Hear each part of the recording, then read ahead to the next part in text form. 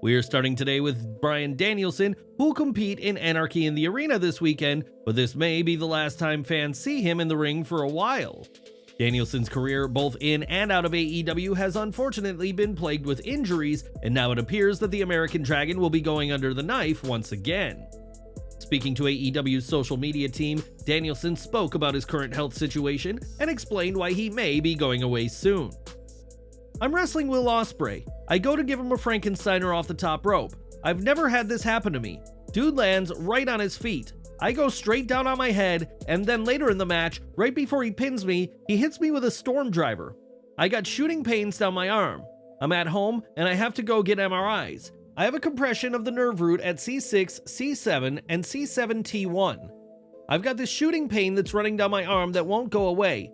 The doctor is telling me that pretty soon I'm going to have surgery. The only way that I can hold out is if I can keep the strength in my right hand. Right now, it's still there. I have the shooting pain." Danielson said he planned on staying at home and recovering before he saw what the Young Bucks did to Tony Khan and Kenny Omega, and then he knew he had to return.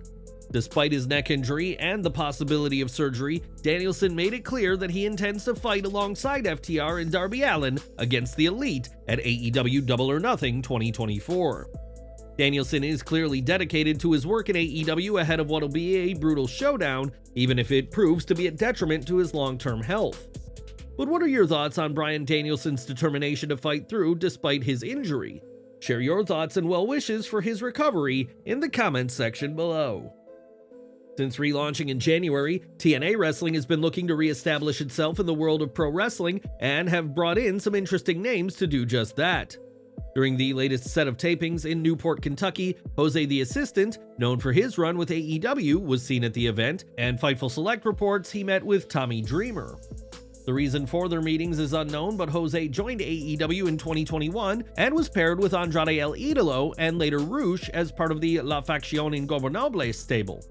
His time with AEW ended on April 1st this year, and in addition to AEW, he has worked for multiple promotions and has made appearances for WWE as an enhancement talent.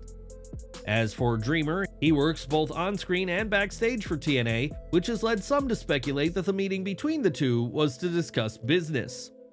But what are your thoughts on Jose the Assistant's appearance at the TNA tapings and his meeting with Tommy Dreamer? Share your opinions in the comments section below. Recently, WWE saw a significant departure from its ranks as Brad Blum, who had been the promotion's chief operating officer, tendered his resignation earlier this month. Blum completed his tenure on Friday, May 3rd, and his exit has led to speculation about who might fill his role, with some believing it could be Stephanie McMahon. Since her appearance at WrestleMania 40, there have been rumors of Stephanie taking on a role in WWE, especially now that her father is out of the picture.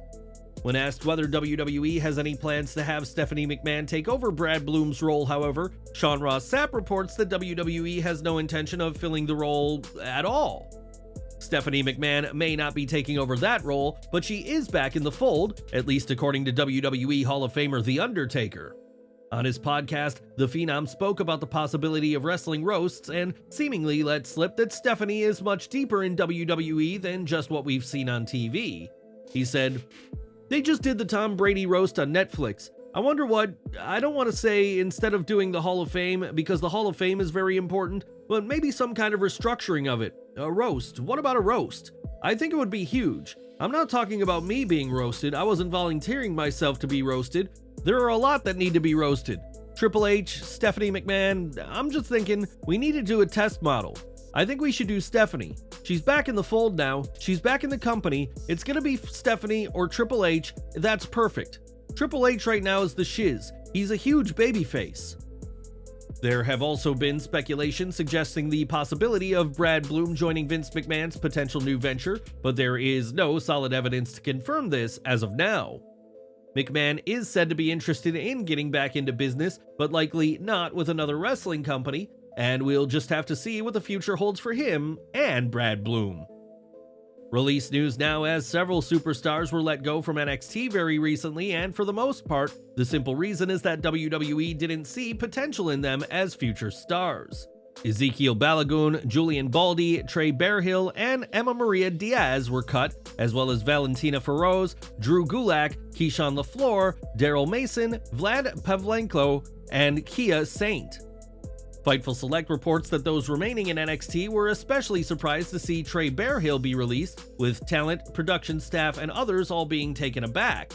Bearhill had, after all, been part of notable matches with the likes of Lexis King and Dijak, and there had been a rumor that he'd been released because of a comparison to another wrestler.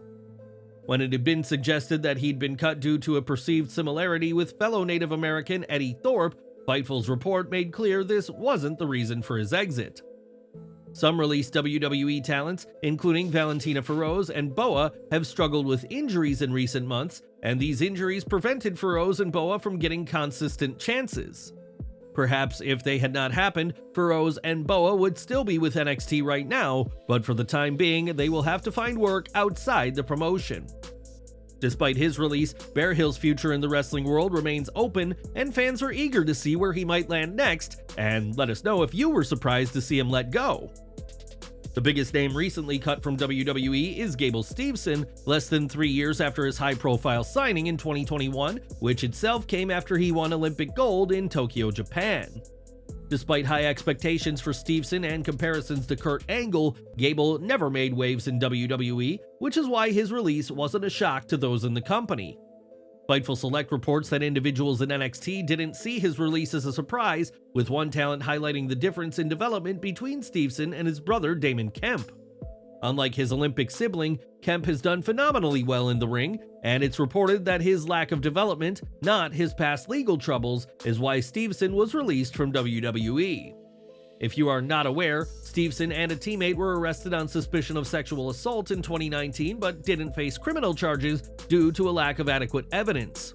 At the time, though, the county attorney pointed to a lack of a law in Minnesota that would have given them a broader discretion in charging sexual assaults against intoxicated victims.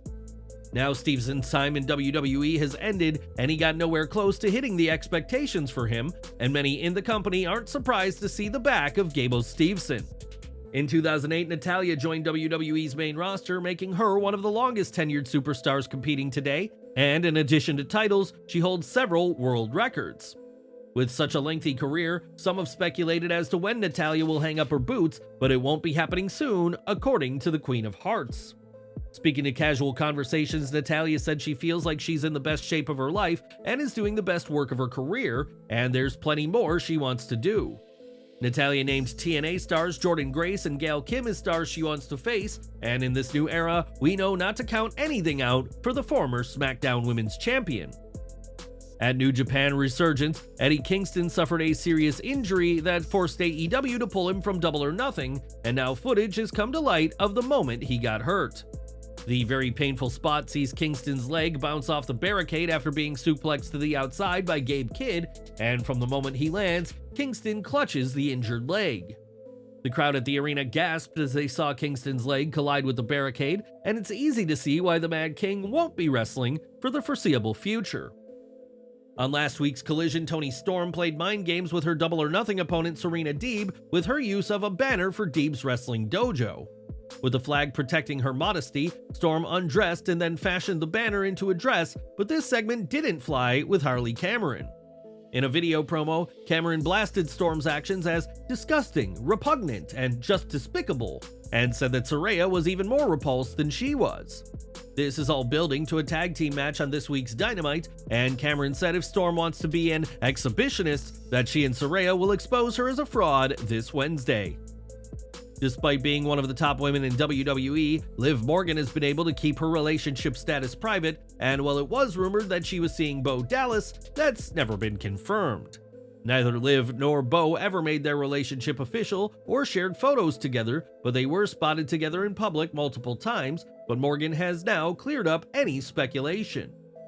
On a recent edition of the Open Thoughts podcast, Liv spoke about her relationship status and made clear that she's not seeing anyone right now. "I'm single. I feel like it's like, what are your priorities? Right now, my priorities are not to date, and it's to be the best I can be. I know I'm a little bit selfish with my time right now, and I don't want to give you my time and take away from me." It's worth noting that Liv was seen calling Bo in her arrest body cam footage, which was recently released by the Law and Crime Network, and saw Liv arrested for possession of marijuana. That arrest came in December 2023, and Bo picked her up and arranged her bail, leading some to wonder whether they were together at the time. If they were, then Bo and Liv are not together anymore, as the former SmackDown Women's Champion is focusing on her career in the ring at this time. When Keith Lee joined AEW, expectations were high for him, but a mix of unfortunate booking and health issues have derailed the career of the former NXT champion. Lee hasn't competed since the Holiday Bash edition of AEW Collision in December 2023, and while there's no word on when he'll be back, he hasn't forgotten his fans. On Twitter, Lee shared his thanks to those who have shared their support, either by reaching out privately or tweeting publicly to share positive messages with him. Lee is clearly grateful, but there's still no word on when he'll be back in the ring, and we're sending him our best during this ongoing hiatus. In late 2022, Dragon Lee teamed with Dralistico at a AAA event, and after beating FTR, Lee promptly announced that he had signed with WWE. Given that FTR were on the show was being closely monitored by AEW president Tony Khan, who was not happy at all about Lee's announcement. Speaking on his K100 podcast, Conan recalled Khan being infuriated with the move and believed Conan, AAA's booker, should have let him know ahead of time. He said, "Well, Tony went nuts, and I had to fly over there. He went off and was like, yeah, why are you doing this? I can't believe you did this. You stabbed me in the back, and you should have told me before." So I said, "Basically, what you're trying to tell me is you don't want me to work with WWE again." He goes, "No, I didn't say that. I have 2 witnesses saying I didn't say that." Conan then disclosed an interesting detail about the situation, claiming that Tony Khan had issued an edict forbidding AEW talent from watching the Royal Rumble 2023 event. That event saw Cody Rhodes return from his torn pec to win the Men's Rumble, but according to Conan, the former AEW EVP won the bout without any All Elite talent watching his return.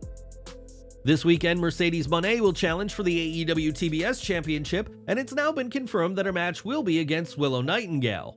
At last weekend's Stardom event, Willow defended the gold against Tam Nakano, and despite a valiant effort by the challenger, Nightingale retained after 17 minutes of action. The two shared a sign of respect post-match, with Nightingale making clear she's not done with Nakano, but now Willow's attention turns to Double or Nothing and Mercedes Moné. After retaining the AEW Women's World Championship at World's End 2023, Toni Storm called out Wendy Richter for a match in a fun moment from the Timeless Wrestler. Richter is 63 years old and hasn't competed since 2005, and odds are that she won't be competing for AEW thanks to a business agreement with WWE. Fightful Select reports that while she isn't used much, Richter is under a WWE Legends contract, and as part of the deal, she is prevented from appearing for AEW. Richter was inducted into the WWE Hall of Fame in 2010 and today works as an occupational therapist, but don't expect her to step into the ring with the Women's World Champion. This past weekend, NXT hosted a live event in Fort Pierce, Florida, and fans who made it to the show got to see the debut of a brand new superstar. Anthony Luke made his debut at the show and he teamed up with Joshua Black, but the pair ultimately came up short against Chase U in the opening contest. Fans may not know Luke, but they'll know his girlfriend Maxxine Dupri, and she has said in the past that Luke's love of wrestling was part of her falling in love with the industry. This show also saw Darian Goborn make his WWE in-ring debut, as she joined WWE following the SummerSlam 2022 tryouts that also led to Luke being signed. Goborn, a 7-time All-American and national champion from Auburn University, was on the losing end of a tag match in her debut, and we'll have to see where she and Luke go from here. There was a lot that went down at the NXT live event in Fort Pierce, as the show also saw Cora Jade make her return and announce that she's mere months away from wrestling again. Jade, who had been out with an ACL injury, went even further and made clear her intention to challenge for the NXT Women's title, currently being held by Roxanne Perez. Generally, ACL injuries take anywhere from 9 to 11 months to fully heal, and with Jade suffering the injury in January, her return is likely going to be somewhere around October. Jade may have appeared at the event, but still has months to go before she'll wrestle again, and the popular NXT star already has her sights set on championship gold. For years, Ruby Soho, Valhalla, and Liv Morgan competed together as the Riott Squad, and this past weekend, the trio reunited at Soho's wedding to Angelo Parker. Liv Morgan shared some photos on social media of the reunion, and we'd like to send our congratulations to Ruby and Angelo on their joyous union. As we mentioned earlier, Harley Cameron and Saraya will be on this week's Dynamite to face Toni Storm and Mariah May in a return to the ring for the former Paige. This match will be Saraya's first since the February 7th edition of AEW Rampage, and we'll have to see how the former Women's World Champion fares in her first match back. During WCW's peak, Buff Bagwell was a popular star on the roster and captured the World Tag Team titles on 5 occasions, and now Buff is a Tag Team Champion once again. At a Memphis Wrestling event, Buff and Big John Dalton won the Memphis Wrestling Tag Team titles from the heel pair of Lord Gaston and Sir Matthew. This was Bagwell's first championship since 2018 when he defeated LT Falk to win the Mayhem Heavyweight title, and this win clearly meant a lot to Buff. Earlier this year, Buff Bagwell had major surgery, so it's great to see that he is clearly in good health again, since he is now a champion in wrestling once more. And we're ending with Jerry Lawler, who has been dealing with a series of health issues over the years, and now the King may have suffered another stroke. On his Storytime podcast, Dutch Mantel said he'd heard Lawler suffered a minor stroke in the last 2 to 3 weeks, but said there must not have been a lot to it. Lawler's time with WWE ended earlier this year, and fans are awaiting news of his future plans, but for now, we're wishing the King the best with his health issues.